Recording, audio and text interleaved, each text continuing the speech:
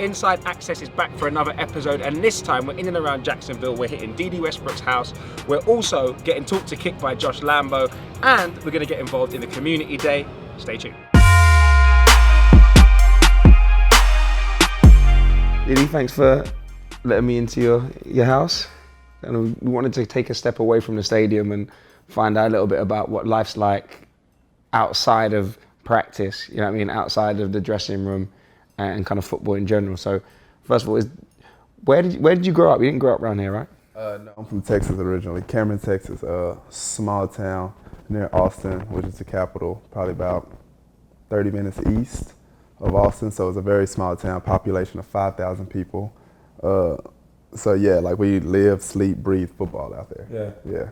So who do you live with? Because people expect you to come out, you get drafted. You think you'd be living in this bachelor pad.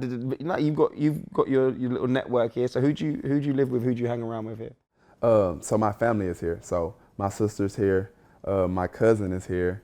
My other cousin is here, which is my manager, my best friend from junior college, and my other best friend. So it's 6 of us total here. Yeah, and so every last one of them, they play a huge part of my life in a huge role. And so my sister's pretty much, I mean, I can't really tell you the roles that they play in my life, but it's like everybody plays a huge part of my life and a huge role, you know, pretty much keeps all the distractions out. And my family, like, we all on the same page. You know, I have 2 phones. I have one phone where strictly only my family have that number, and that's the phone that I usually have on me like game day or leading up to game day. The other phone is like the phone everybody has the number to, and so I'm real quick to like turn that phone off and focus on exactly what I have going on, because I feel like everybody around me knows like what's important to me because they're with me every single day, and they do a really great job of like, you know, blocking out all the BS and letting me focus on what I need to focus on. When we were walking in, I saw there was a quad bike and a dirt bike. Tell me a little bit about those. Oh man, well I kind of got in some trouble behind them because they were saying it's not a part of my contract, you know. But me being there's some representatives of the Jags that are here that are looking at us. So, but me, I'm more like I'm a country boy, you know. Like this is what I've been growing up doing. This is what I've been doing my whole life, you know. And so, whenever you come from like pretty much nothing, you feel like you're invincible to injuries. You know, that's how you feel. But at the end of the day, it's like I understand them and I respect where they're coming from, but I've been doing this for a really long time, so I feel like I'm pretty experienced. And also, listen, there was a rumor going around that you got a go-kart in this house. Yes, I do have a go-kart. It's not a real go-kart. It's like an electric go-kart. Can we see it? Oh yeah, for sure. All right, where's it at? It's in the garage. All right, let's go crack.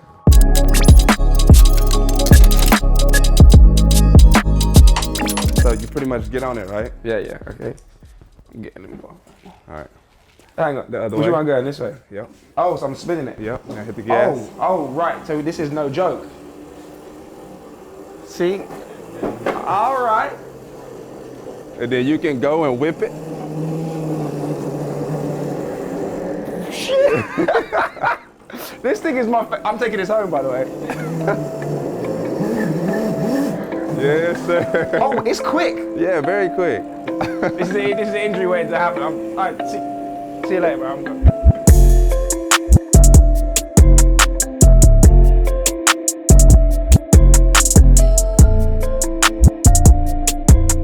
Talk me through this particular shirt here.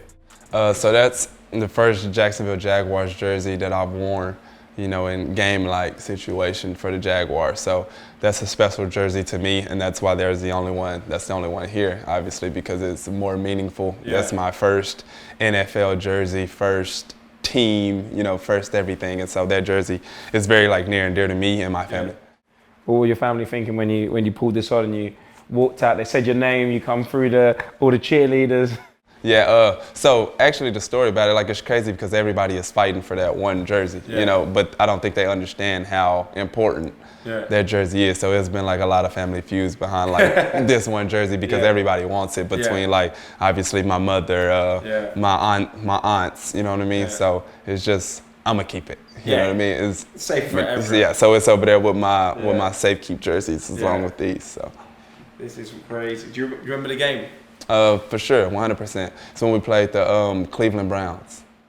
How'd you get on?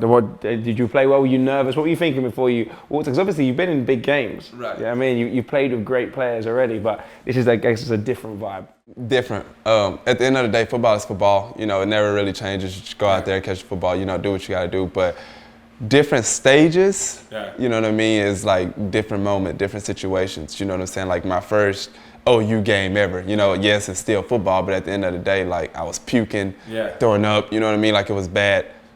First NFL game, same exact situation. You know what I mean? It's just like, it's still football, but at the end of the day, it's a different environment. Places you've never been before, places you've never gone, you know, and so it's just like surreal. Did anyone give you any advice before you went out in the dressing room?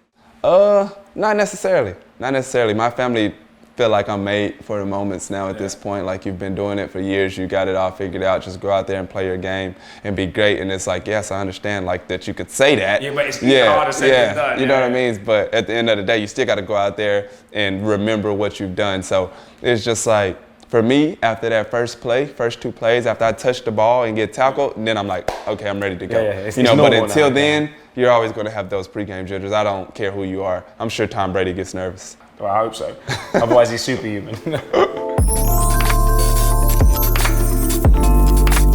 It's a Tuesday. It's a community day. We're giving back. Give us a little bit of insight about what we're doing. Right now, we're just trying to help out as much as we can. We're just packing up some oranges and stuff like that. What we're trying to bring awareness to is the fight for hunger more than anything. There's a lot of food deserts here in Jacksonville, and that just basically means like within 10 miles, there's like no produce. It's a lot harder for families to get produce here in the north side. It's I would say about 15 minutes away. They have to drive to go to grocery stores just to get oranges, just to get apples, just to get produce that everyone else has. So we're just trying to bring awareness to that and be able to, and what this company does, they bring it out to them. So we're just trying to help as much as we can and be able to bring awareness to it. Okay, no doubt. So we're about to go help out now? Yeah. All right, let's go get it. All right, who we got here? Who we got here? Introduce yourself to the people. The small stuff, smooth. Go do the camera work while we're over here doing the hard work. We're doing an interview right now, so Abe. Hello, Abe. I'm just sweating and working. Yeah, don't worry. That's it. He's working hard. You can tell there's a sweat on the brow. It's serious business. Let's go get it. So what am I doing? I'm going to put the mic down and work out. I'm putting these citruses into the bags. The bags, yes, definitely. And Okay. pack them up to a point where you can feed about 4 or 5 families with this. You know what I'm saying? So just pack it full, tie it up, and we're all good. All right, nice one. We're going to get it cracking. I'm going to put this mic down and get to work.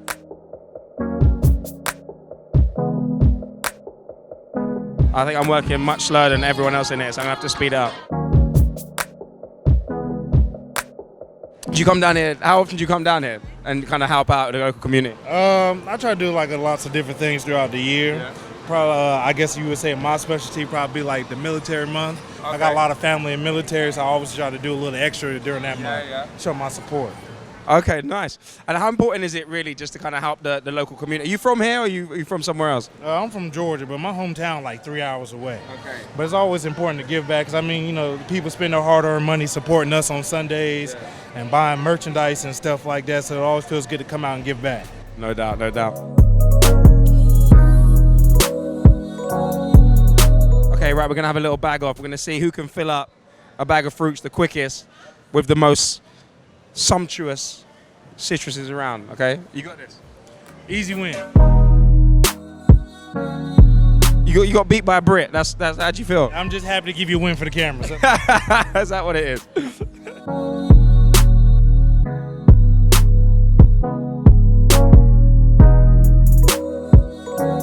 You said you would teach me how to become a kicker. You said it wouldn't be too difficult, so now you got to put your money where your mouth is. All right, we're on the Jag practice field. Yeah. I can't even blame the wind if it doesn't go. This is all I need. There's no elements. This is an NFL PAT, point after. Score a touchdown, 6 points. This is for the 7th point. Okay. 33 yards. Your snapper is going to snap it from the 15-yard line, come back 8 yards to your holder. Okay. Don't psych yourself out too early. No. We got this. Let's see what you got. Let's see how good of a coach I am. Yeah. Whee! Push it a bit. Okay, so you're such a soccer player. It's so funny. It's little. It's just the Spurs. It's like you're getting ready for a free kick. Yeah. So first things first, ball tilt is important. Okay. You always want the ball tilted slightly away from you and slightly inside, because the sweet spot of a ball, if this is middle, Yeah. just below center. Okay. So slightly forward, slightly away from you. Yeah. What I do personally, Yeah. I take 3 steps back, right on my line. Yeah. So I'm aiming right down the middle because there's no wind or anything. Then I bring my feet together. I take 2 medium steps at 90 degrees from whatever angle you're going. So let's say if I wanted to kick it over this direction, I take my 3 steps back and it's all 90 degrees over. So you're just tilting the field. So your plant foot wants to be about here. Yeah. So square up like you're attacking your plant foot. Okay. Then as you get there, your body's still in alignment, and it's like you're really trying to like just freaking launch your left back, Yeah. get into the right wing, or just snap your knee Yeah. and just, you know, obviously get it out over that way. So attack your plant foot, snap your knee, and try to finish downfield instead of like a little soccer kind of Yeah. like a little Yeah, what you kind of when you want to carry on. the finish trajectory. through. Carry on down your target line. Yeah.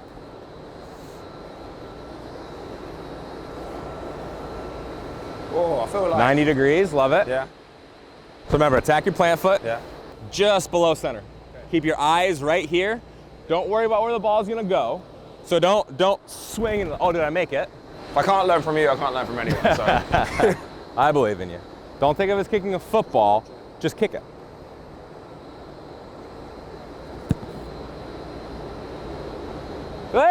Hey! Well done. take that. Well done. Listen, if you couldn't have taught me, I would have never learned from anybody. So, my new career, forget the presenting, forget JD. I'm going to be playing for the Jags. So, you better Well, watch maybe out. not the Jags. All right, okay. Maybe we'll get you on another team. I like my job. Okay, yeah. You know what? I'll be back up to you, and I'll learn. And then when you decide to, you know, pass the ropes over to me, Deal. I'll be there. You might be wondering why I'm wearing this rather fetching Jags bucket hat, because although we're in the shade of the stadium, there is absolutely no shade out here. And behind me, the entire team are out here training. They're looking good. It's the first session of practice, so they're just warming up now, but you're going to see some fire.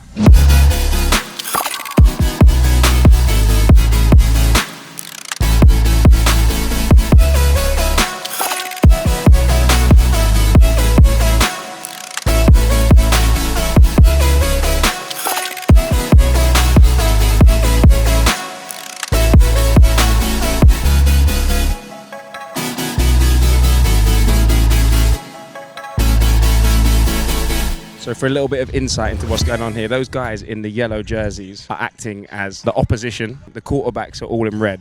And listen, you ain't allowed to touch the quarterbacks. No risk of injury in practice. The other guys, they're going at it full pelt.